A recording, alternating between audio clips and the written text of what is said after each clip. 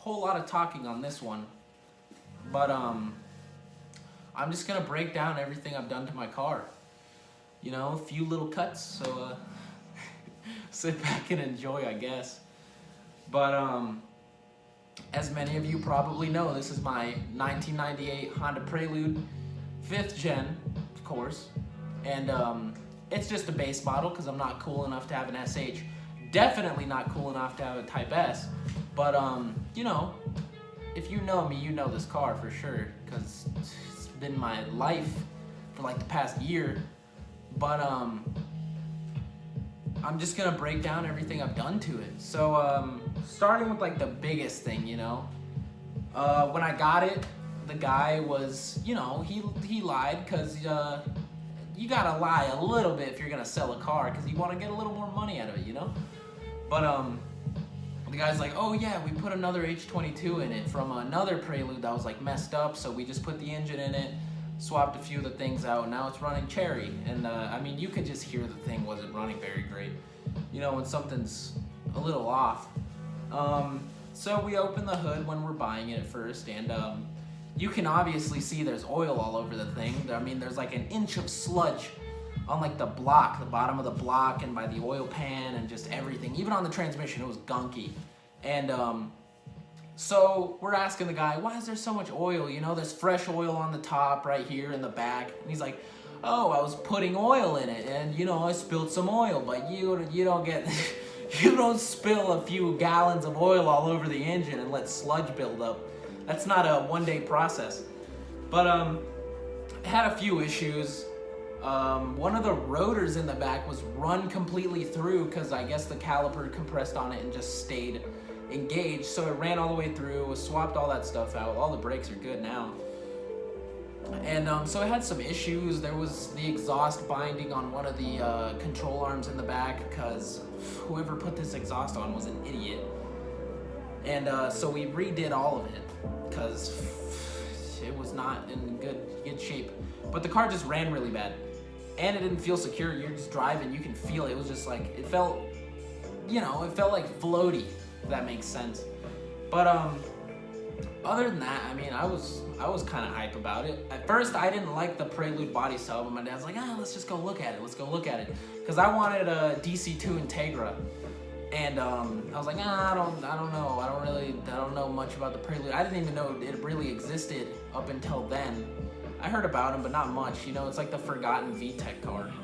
But so we went and looked at it, and I was like, it's all right. You know, in the pictures, I was like, it's okay. I don't really like the big, you know, the big body of it, because it's a way bigger than a Civic. I mean, you put this thing next to a 4-door Civic, like 92 to 95, even a like 99, 2000, like through those years, and it's bigger than a 4-door. And it's because it's fat, you know, it's a big body car. But not get too sidetracked. I mean, I didn't really like it at first, and he kind of just talked me into it. He said, let's go look at it, because I had a 95 Civic, just a little simple DX, and I crashed it. I totaled the fuck out of it. And then, so I was like upset for a little bit. I was like, you know, because I really liked that car. I mean, it was a good car. It ran great. Got it for $800. It was on some eBay coilovers, super stiff suspension. So, you know, she was riding dirty. But, so I had that little car for a while, and then I crashed it, and then I was really upset about it. So I went back to driving a truck again, because I've always had trucks in and out of my life. If you know me, you know the trucks we got. They're pretty cool.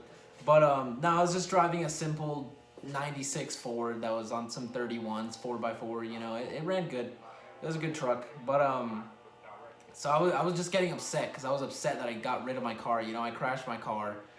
I wanted something. I wanted to have another build. I wanted to have something, you know. So he got annoyed of me annoying him. So he's like, let's just go look at the thing. Give it a chance. Let's go look at it.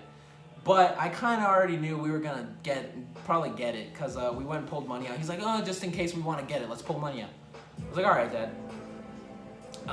So we go over there to talk to the dude, and so we're talking to him and everything. He's saying all these things about it, and he says all kinds of things like everybody does.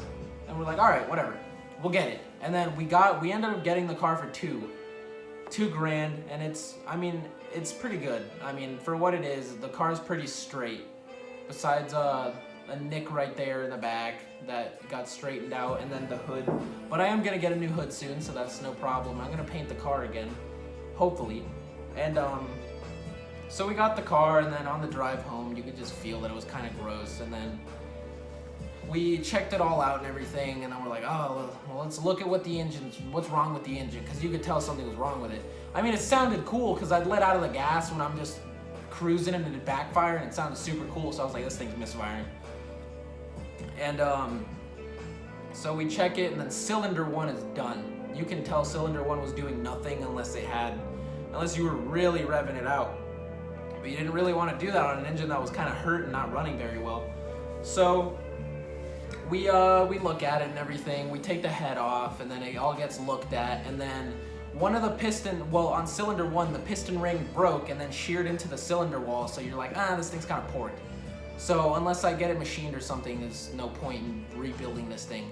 So at that point, the engine was teared down and everything. The car was down after driving it for a little bit. Also, the throttle would stick and it'd idle at like 4,000 because the throttle would be stuck. So you'd have to stick your foot under the pedal and like pull it back a little bit so that it settles down, and then it'd idle at like 600, and it was not fun.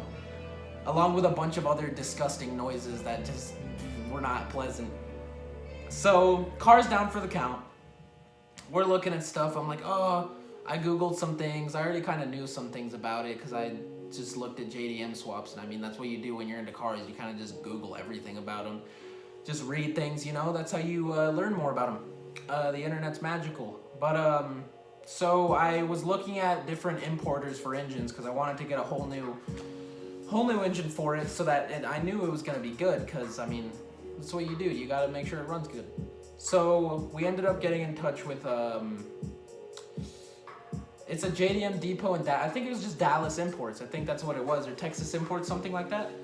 And they were super helpful and everything. I was looking on their website. I found an H23A blue top out of an Accord an Accord wagon, and they have those in Japan. They're sick.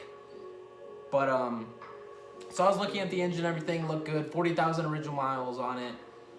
So I go and get that. We order it and everything, just doing little payments. It was $1,000 in total just for the engine. That's not bad at all, because I mean, Honda engines aren't too bad. And so we order it. It gets to our house. We wheel it up to the shop and everything, and then we just start looking at it. We start tearing the other engine out, replacing everything. We got all new hoses, all kinds of things. I mean, if I talked to you during the time that I was putting this engine together, you knew how upset I was the whole time, because I'm like, I just want it to work. I'm sick of putting parts into it. I just want it to work. So we replaced all kinds of things, all the just like maintenance things. The engine was already good, but we replaced a bunch of maintenance things. So a bunch of hoses, a bunch of the heater hoses were bad because the heater didn't work before. And so we replaced a bunch of those hoses, a bunch of seals on the engine. Even though they're probably good, we just replaced everything, got a whole new oil pump for it. And then just slapped it all together, and put it all in. And then it's pretty funny. We got the engine in, and apparently an H23A JDM is different from an H22A4 in the way that it mounts in the engine, or in the bay, with the mounts that are already original to the car. So the one on the driver's side here, it has like two little things that grab onto the mount. And these just didn't align at all with the new engine. So we had to tear everything out again, take the oil pump off, take that mount, the JDM mount off, replace it with the USDM mount off the H22, and then swap it over. And then we were able to get it in the car and properly seat it. So after a bunch of little headache things and, things that were just frustrating with it, we got it all together. And I mean, the car was working. It ran for the first time, I think July 1st or 2nd.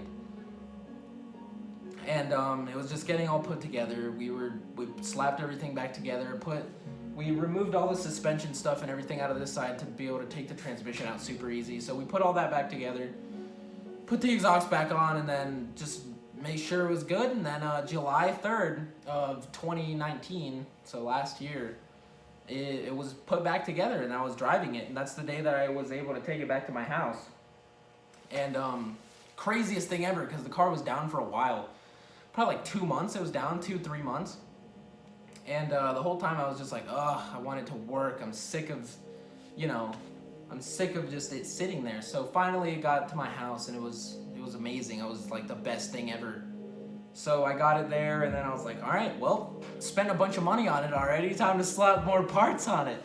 So I'm just looking at all kinds of things, because a build never stops. You just gotta keep adding stuff to it or doing something. And so I just did all kinds of things too. Let's see. I restored the headlights because I'm super poor. This one has water in it now, which is really annoying. It makes it look all gross. But I restored the headlights because the original ones were super, well, these are the original ones, but originally they were super gross, so I sanded them down and then polished them and then buffed them and everything. And they came out pretty good. And, I did that, put LEDs in it, just, simple things you do when you're a little high schooler, putting a car together, even when you're not in high school. And I did that. I have Megan Racing Easy 2 coilovers. They were $780. Adjustable dampening and everything. They're great. I really recommend them if you're looking out for coilovers. They're really good. And adjusted them. I lowered the car a little bit more because you got to have that low. I think I'm going to lower it a little more too because I still have a little bit of wheel gap. Definitely in the back. The front a little bit. The back like another inch. Did that. I got a Magic Drift Aerodynamics front lip because I'm poor. And that's what you do. You buy knockoff parts that are replicas because you're poor. But it fit just fine. I mean, for what the product is, I highly recommend their brand. They're super good. So I got that. I repainted all of my side skirts, my lip, and then the rear lip. I replaced all of that. I got that all working, and then I have Skunk 2 Mega Power exhaust. Got that all put in there, so it's super loud. You've heard my car, it's really loud. You can hear it like me getting off the highway and coming home. If you're at my house, you can hear it. If you're standing outside, it's ridiculous. So I got that, redid the interior, I cleaned it up a bunch. I detailed the floors and everything. I put a Weapon R short shifter, and then that helped it a little bit. It's not too noticeable because it's a cable transmission, but it definitely helped. It was a small thing. AEM intake, simple intake, header back exhaust. Just that, like simple little things. I just got another Magic Drift Aerodynamics rear lip diffuser. It's a Mugen style diffuser, but it has the little pieces in it, so it's a little different than a Mugen one, but it fit really great. I think it makes the rear look a lot more aggressive. Tinted the car, because we tint all the time. Tinted the windshield 50%. Makes it look like a spaceship, and then at night people don't look at you when you're driving. During the day too, it helps a lot since the interior is black. It helps a whole bunch. So I did that. Let's see. I have Motegi. What's the name of them? I have Motegi wheels, 17x8. They're not the coolest thing ever, but they look pretty good. They looked really gunky when I first got them, but I sanded them down and repainted them, and they look a lot better than they did. I'm running a 215/45/17, and they're just there's some Venezia tires, and for what they are, they're pretty good. I've been driving them all winter. They're all seasons, and they're super good. And it's just a bunch of little simple things that I'm doing to it. I just ordered some Mugen style side skirts that are gonna be here in a few days. So I'm going to be putting those on in spring because I don't really want to ruin them during the winter because it's been pretty bad. I've been snow plowing a good amount. I've been running the snow down in this thing. She's low riding, But, I did that, and then this thing runs great, I just put a stage 2 clutch in it too when we put it all together. New flywheel, new brakes and everything, suspension, rear lower control arms. Rear Megan Racing arms as well. The what are they called? Can't remember the name, but new Megan Racing arms in the back. They're super good. I like their products. What else? Oh man, I think that's it. Honestly, I haven't done much to it.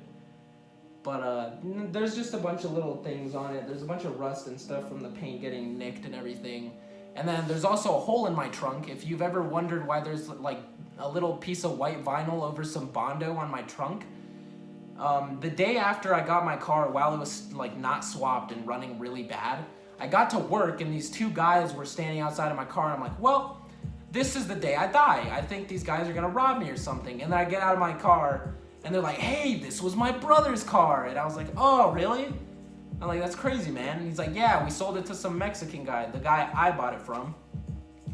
He's like, yeah, you know, we did all kinds of things to it. And then he was just telling me about it. He's like, yeah, that thing was all, I was like, why is all the stereo stuff under the dash all broken? He's like, oh, it's because my brother had an iPad in there. He had a whole mount and everything made. And he had an iPad in there. And then when he teared it out, he just broke all of it because he's an idiot. And I was like, oh, sounds good, man. And then I asked him, I was like, what's with the hole in the trunk? Because there was like a gouge in it. It looked like someone hit it with like a pick or something. And he's like, oh, we used to live up here like at our old house and some crackhead stabbed it with a knife. Clear through the trunk. And I was like, oh, thanks for letting me know.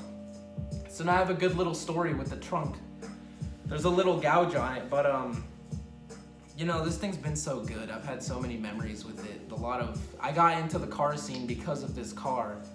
I was into all kinds of things and everything, but people started to know this car and then I started to go to meets and everything because of this car.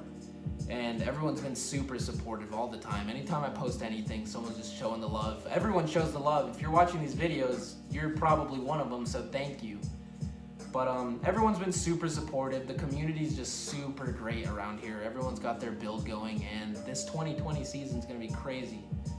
But yeah, I'll probably insert a clip right here of the first time I actually drove it after breaking the clutch in.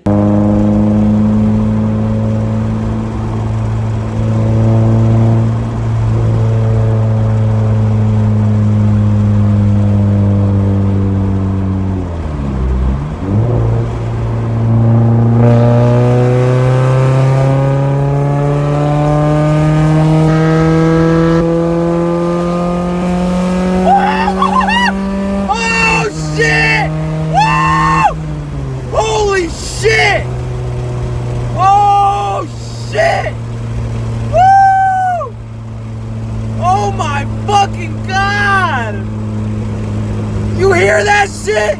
Woo! Super excited. And then I'll probably just insert a few clips, you know.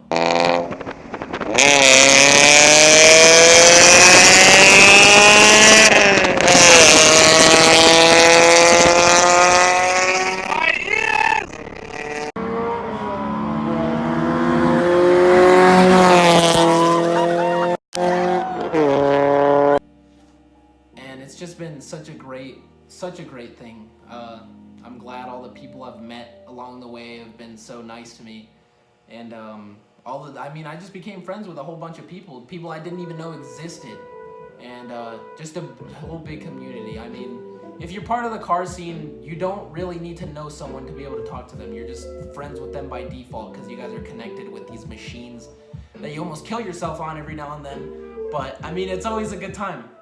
But yeah, I just wanted to break down a bunch of the little things I did. I probably left a bunch of stuff out because I'm rushing through this. But I just want to say thank you to everyone that's been along the way, you know, helped me out. All the help I've gotten with this thing, because I could not have done this alone.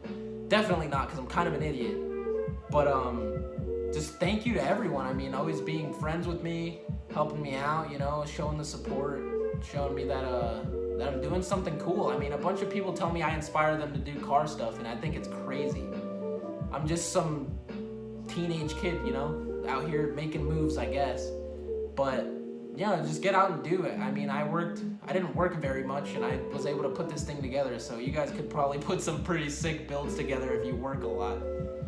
But, no, just get out there and do it. And, thanks to everyone that's been here for me. But, yeah, I mean, just a big talking video. Thanks for watching if you're at the end here. But yeah, I guess I'll see you guys on the next one. Thanks for watching.